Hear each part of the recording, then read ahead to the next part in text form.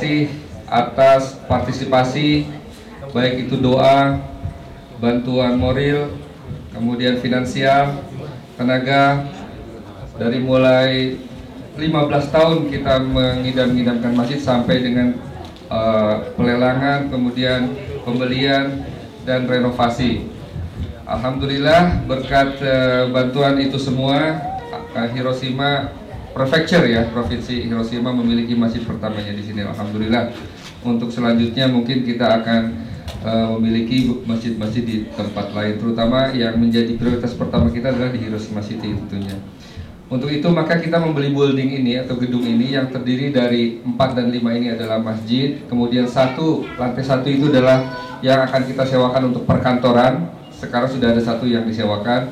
Lantai 2 dan 3 ada 12 kamar apato yang disewakan untuk student ataupun untuk yang non student. Itu semua dananya nanti selain untuk maintenance dari gedung ini juga untuk membeli ya masjid di tempat-tempat lain, dan yang menjadi prioritas pertama sekali lagi setelah ini ada di Hiroshima City insyaallah. Pembukaannya sendiri akan kita laksanakan besok insyaallah. Namun pre-opening ceremony sudah kita lakukan sekitar 2 minggu lalu, yaitu kita menghadirkan wali kota Higashi Hiroshima dan juga duta besar Saudi Arabia. Jadi ini merupakan rangkaian dari Golden Week, ini merupakan rangkaian dari acara pembukaan itu, dimulai dari kita, dari komunitas Indonesia yang menggunakan pertama kali masjid ini. Namun acara ini juga tidak hanya terbatas dari komunitas Indonesia hari ini, karena kita menggunakan bahasa Melayu, ada rekan-rekan beberapa dari komunitas Malaysia juga. Saya kira mungkin demikian. Adapun mengenai laporan, saya sebagai koordinator penggalangan dana dari komunitas Indonesia akan menyampaikan laporannya secara resmi nanti di website yang sudah bapak-bapak dan ibu-ibu sekalian maklumi. Saya kira mungkin segitu saja. Jazakumullah khairan atas segala bantuan. Barakallahu fikum. Alhamdulillahirabbil alamin. Wassalamualaikum warahmatullahi wabarakatuh. Ya, dilanjutkan oleh Ustadz Obi. Tiba-tiba gubernur kosong. Supaya tidak kosong gimana? Ada satu panglima yang jadi gubernur. Pengalaman yang tidak ada menjadi gubernur menjadi ada. In the next dia jadi gubernur di kota yang lain, di provinsi yang lain. Saya punya sahabat jadi gubernur, modalnya yang 400.000.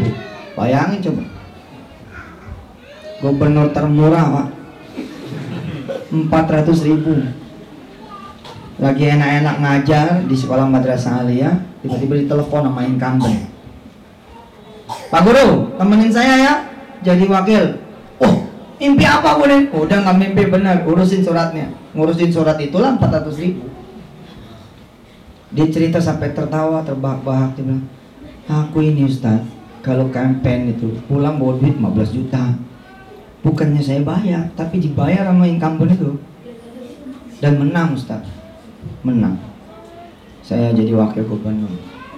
2 minggu kemudian gubernurnya ditahan KPK. Naiklah dia menjadi gubernur sementara. Lah kemudian 6 bulan kemudian, setahun kemudian, kekuatan hukum tetapnya turun. Akhirnya dia naik menjadi seorang gubernur. Nggak ada yang bisa prediksi, Pak. Dan itu nggak minta. Nah kemudian saya ngomong gini, nggak mungkin ente nggak minta, mesti ente masuk frekuensi itu, mesti ada frekuensinya. Frekuensi mesti ada. Benar, ternyata dia ngamalin CD saya. Atas izin Allah dia cerita, apa itu ya? Ya itu. Dia ngamalin ayat 26-27. Jadi setiap sholat dia baca itu.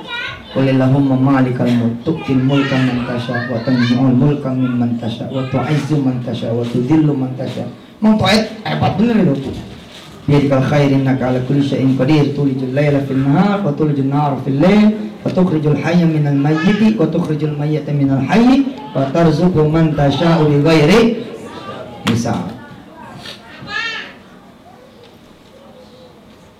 Saya ceramah dan 2 minggu kemudian ada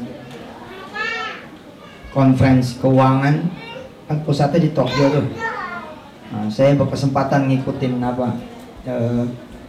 conference keuangan itu.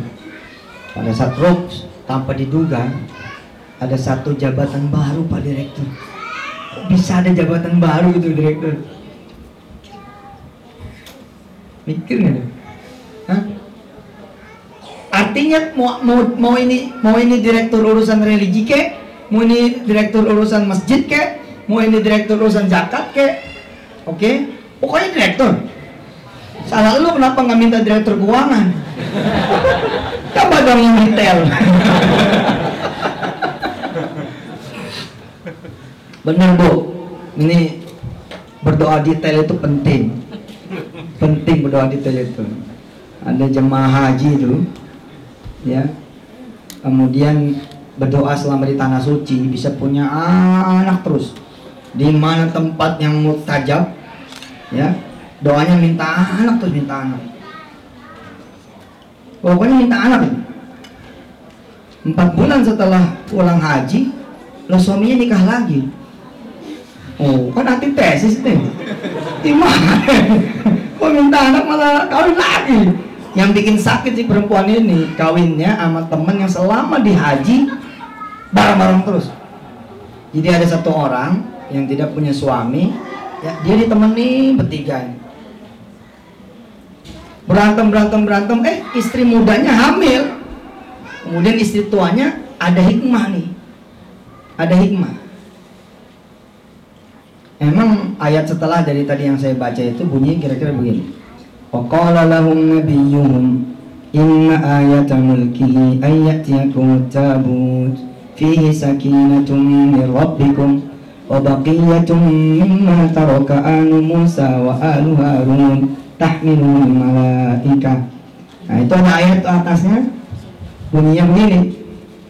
Wa atahu Allahul mulka wal hikmata wa 'allamahu mimma yasha. Jadi orang nggak keker bikin keker, nggak punya jadi punya, nggak ada gelar jadi punya gelar, nggak ada jabatan punya jabatan, semua Allah yang ngatur. Sadar nih dia, ada hikmah gitu. Wa may yu'tal hikmata faqad utiya khairan katsira. Siapa yang punya hikmah dapat berkah yang luar biasa. Nah, si istri tua punya hikmah nih. Oh, jangan-jangan doa saya dikabul. Salah saya, doanya tidak begini. Ya Allah, kasih saya anak dari rahim saya. Itu doanya, ya Allah kasih saya anak, jadi dikabul. Dikabul tuh. Tapi lewat wasilah apa? Lewat wasilah suaminya nikah. Tapi emang bukan Allah tuh kalau nggak bercanda ya. Terus akhirnya si suami istri ini udah saya filmin, udah saya naikin ke Makasih waktu tahun 2006. Nah, kisah-kisah inspiring dari masyarakat tentang kekuatan sedekah, doa. Si istri mudanya hamil, pas malam melahirkan nggak ada suaminya di situ. Hanya ada yang tua sama yang muda. Luar biasa nih cerita.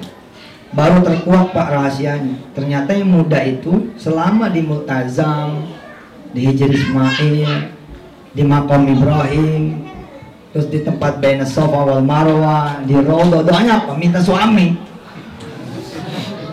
Gila, cuma Allah yang bisa ngabulin serentak gitu. Bang, dapat sudah. Yang satu dapat suami, yang satu mau dapat anak. Apa kata si yang muda ini sehingga yang tua tahu? Kakak udah nunggu ini anak 9 tahun lamanya.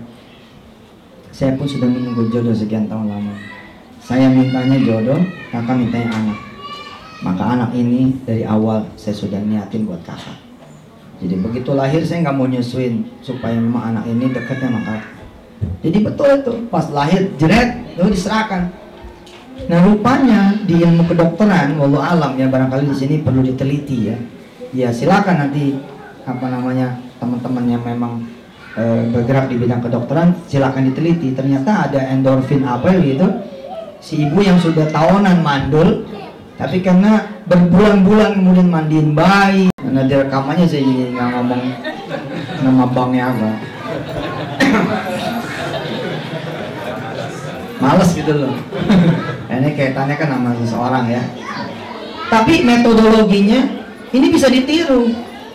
Jadi salah satu kemudian tesis doktoral saya, salah satu adalah sedekah ini bukan kebetulan. Sedekah ini adalah sebuah metodologi. Jadi dia selalu berlaku berulang-ulang dan cenderung meningkat. Yang mematahkan sedekah itu cuma apa? Riya. Ente ngomong sama orang bukan masalah minta sama Allah. Minta sama Allah mah wajib. Enggak sedekah juga harus minta sama Allah.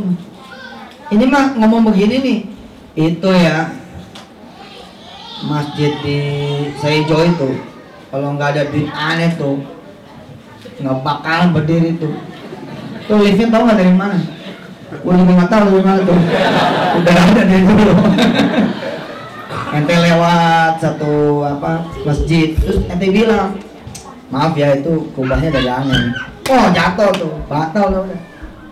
Tapi kalau ngomong begini, ya Allah saya penuhin tuh kubah. Tapi tolonglah saya lagi ngeloteng nih, dan jadi nggak apa gitu. Itu bukan pamrih, namanya doa. Mesti dibedain. Nah pas makan malam saya ngomong sama beliau, Pak mau jadi dirut nggak? Oh udah tahu dah katanya. Udah tahu gimana? Sedekahin lagi kan gaji direktur saya kan. Ustaz mau ngomong kan selama-lamanya juga di direktur dikasih. Dia pak, walaupun tahu tapi tidak pengalaman. Tapi setelah jadi direktur, dia baru kemudian ainul yakin, hakul yakin. Kenapa? Walaupun gaji disedekahkan, itu bonusnya gila-gilaan. Ente hitung aja 4T dibagi berapa orang. Kan ada tantim tuh. Tantim itu bonus Bapak, bonus prestatif. Kelar semua urusan gaji beres. Nah, ada kemudian kebijakan yang membagi duit tantim. Oh itu lebih gede daripada sedekah dia yang tahunan itu. Cuma saya nggak ketemu lagi deh. Saya nggak ngerti apakah dia kemudian menyerahkan gaji direktur atau tidak. Yang jelas dia satu kali periode ternyata dia tidak menjadi dirut. Artinya dia tidak melakukan. Ustaz pasti itu untuk urusan track yang satu ini saya boleh mengatakan pasti.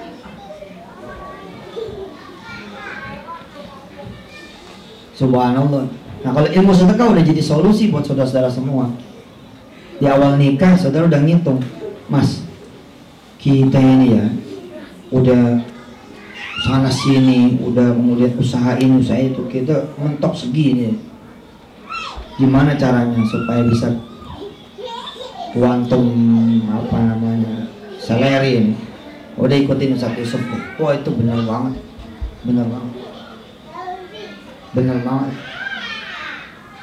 Jangan nunggu sisa gitu, palanya aja dikasih berat gitu. Insya Allah.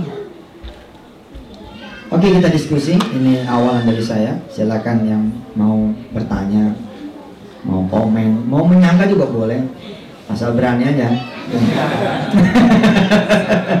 Silakan ya. Saya tutup dulu dengan alhamdulillah.